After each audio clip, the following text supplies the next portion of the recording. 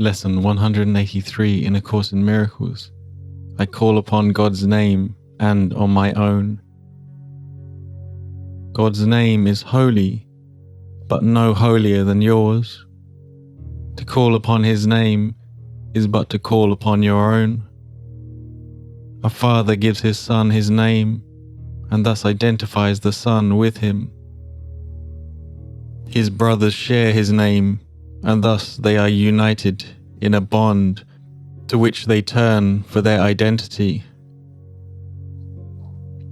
Your father's name reminds you who you are, even within a world which does not know, even though you have not remembered it. God's name cannot be heard without response, nor said without an echo in the mind which calls you to remember.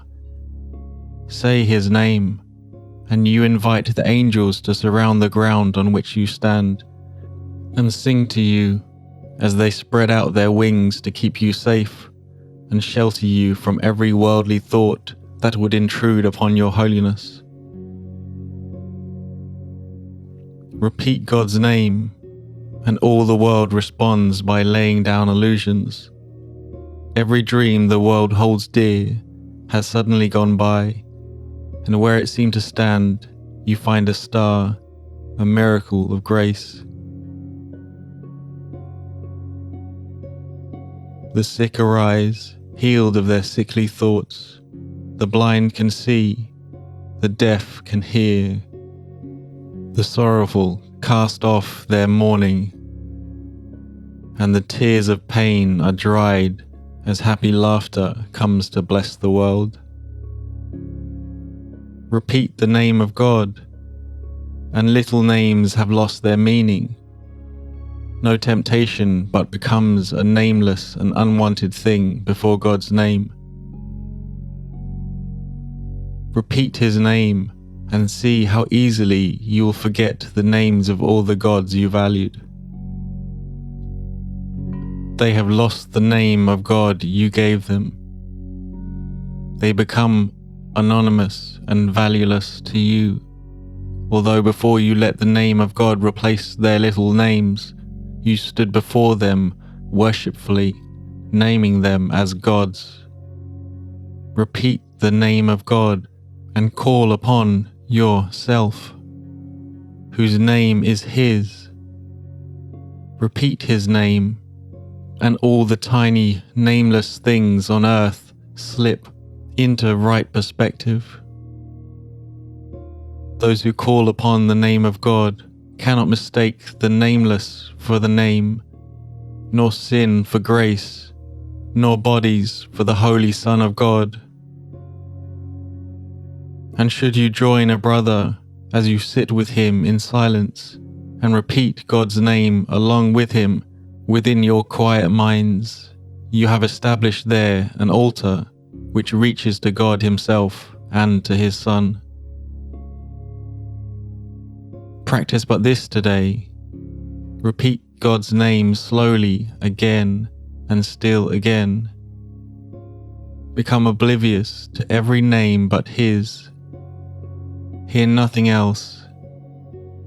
Let all your thoughts become anchored on this. No other words we use except at the beginning, when we say today's idea but once.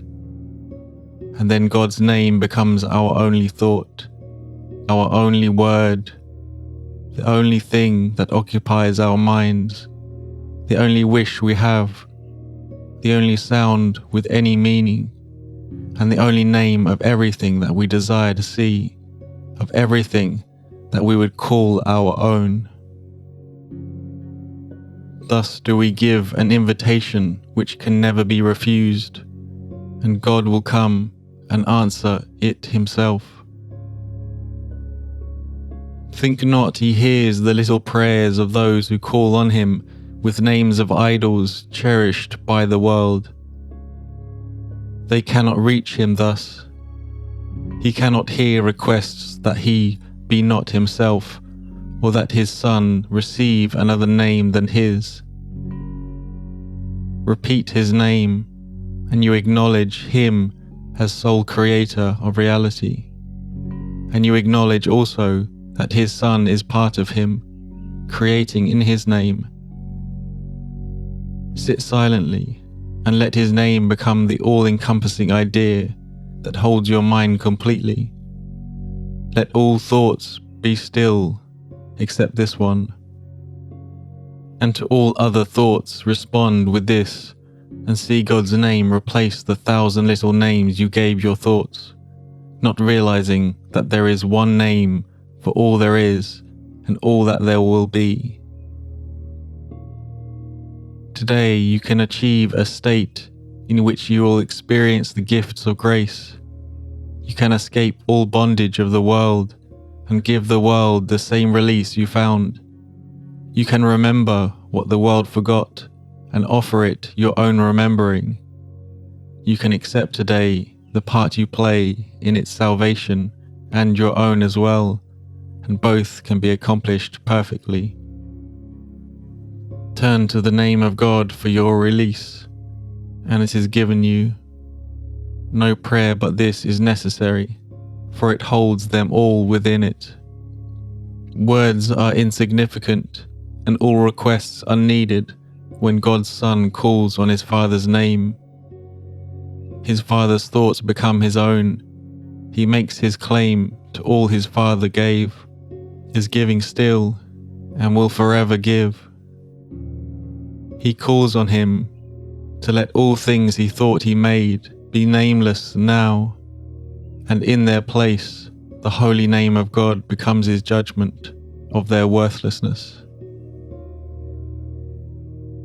All little things are silent, little sounds are soundless now. The little things of earth have disappeared.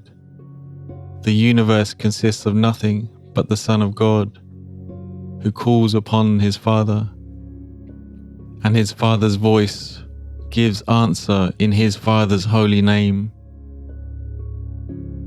In this eternal, still relationship, in which communication far transcends all words and yet exceeds in depth and height, and whatever words could possibly convey is peace eternal. In our Father's name, we would experience this peace today, and in his name it shall be given us. Click the link somewhere for the practice of this lesson.